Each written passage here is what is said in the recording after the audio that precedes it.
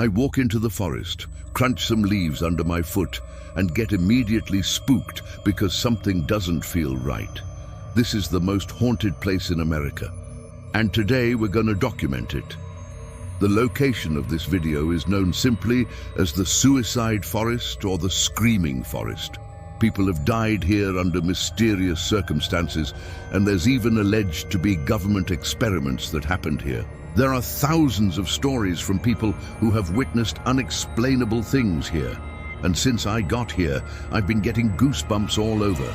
Some of the reported activity includes seeing orbs of light floating around. There were other witnesses who claimed to see a ghost sitting on a log. Then there was the time when 2 hikers entered this area and never came out. And then there's the story about the boy who got lost in the woods and the terrifying scream he let out before disappearing forever. But enough with the backstory. Let's explore this place ourselves and see if we can uncover any mysteries. This is definitely one of the scariest forests I've ever explored. There's just something so unsettling about being in here. Like I said earlier, I'm getting goosebumps all over. As we start to trek further into the woods, we come across a few strange things. First, we see what looks like an old car battery, you know, the kind that you would typically find in a car. But how did it get here? It's not like someone would bring a car battery out into the middle of nowhere to, I don't know, commit a horrible crime. And then moments later, I see something even stranger. It's a huge rock monolith, almost like a giant standing in the middle of the forest. Honestly, I have no idea why this thing is here. If you know anything about the history of this place, please let me know in the comment section down below. It's at this point that I decide to split up with the group, venture off on my own, and try to find some more anomalies. Now, normally I'm not one to believe in ghosts and the supernatural. I'm more of a science and logic type of guy. But after everything I've seen so far, I don't know if these woods are really safe to be in. You see, there's multiple stories of people who have entered this forest and never came back out again. They just vanished without a trace. And I think it's really only a matter of time until it happens to someone else. A little while later, I hear a noise that makes me jump 20 feet in the air. It's a very distinct sound, kind of sounds like a woman screaming in the forest. Now there's absolutely no way I'm going to stay in here after hearing that. So I turn tail and run to the car. While driving home, I start to replay the moment in my head where I heard that scream.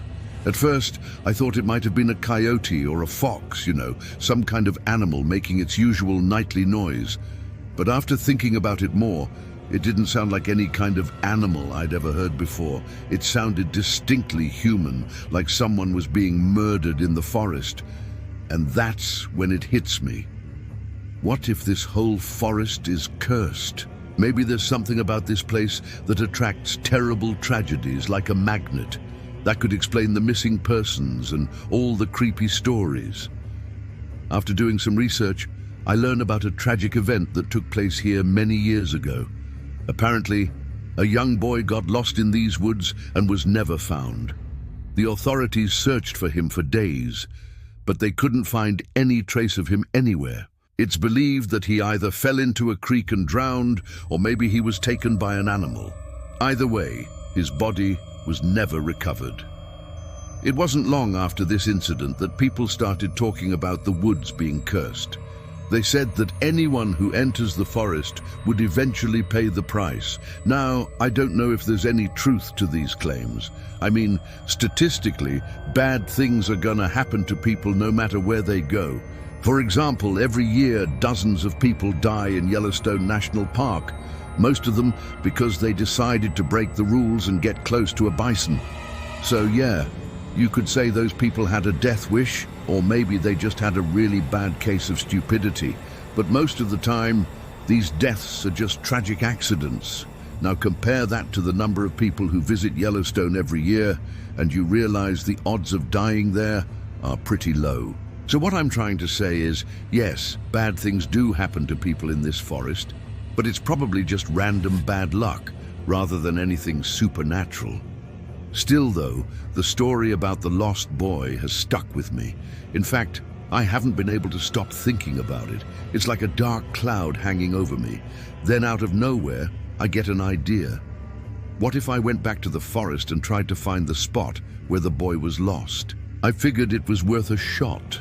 I owed it to him, to try to find his remains, or at least get some closure for his family. Now, finding the exact spot would be next to impossible. The forest is huge, and it's been decades since the incident occurred.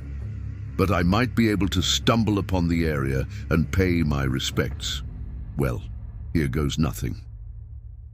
After spending several hours combing through the woods, I come up empty-handed. All I found was a few more strange monoliths, but no sign of the lost boy. To be honest, I'm starting to get a little bit scared now. This forest is like a labyrinth. You literally get lost in it. And it's starting to get dark. I don't know how much longer I'm going to be able to keep myself calm and collected. I decide to take a break, sit down on a nearby log, and wait until nightfall. As darkness begins to envelop the forest, I feel a sudden chill run down my spine.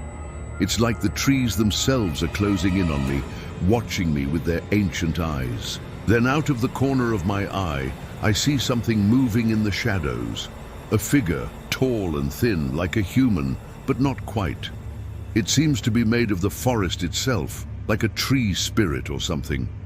I try to rationalize what I'm seeing, telling myself it's just a trick of the light or maybe a branch swaying in the wind. But deep down, I know I'm witnessing something truly extraordinary. The creature takes a step towards me, then another. Its eyes, two glowing embers in the darkness, fixated on me with an intensity that sends shivers down my spine. Fear paralyzes me, making it impossible to move or speak. As it draws closer, I see that it's not a creature at all, but a person dressed in clothes that look like they came from another era. His face is obscured by a wide-brimmed hat, leaving me unable to see his features. He stops a few feet away and raises his hand in a gesture I can't decipher. My mind races, trying to comprehend what I'm seeing. Is this a ghost? A time traveler? A being from another dimension? Before I can respond, the figure vanishes, melting into the shadows as quickly as he appeared. I'm left alone in the darkness, my heart pounding against my ribs like a drum. The forest around me seems to sigh, the wind whispering through the leaves as if sharing a secret I'm not meant to hear. The encounter shakes me to my core, leaving me questioning the boundaries between the real and the supernatural. With that being said, it's probably best I leave this place now. I need to process what I experienced. Maybe one day we'll uncover the mysteries of this forest, but for now it's best I leave it alone. Have you ever seen a ghost? If so, share your experience in the comments. And also, did you enjoy this video? If you did, make sure to leave a big thumbs up. Thanks for watching.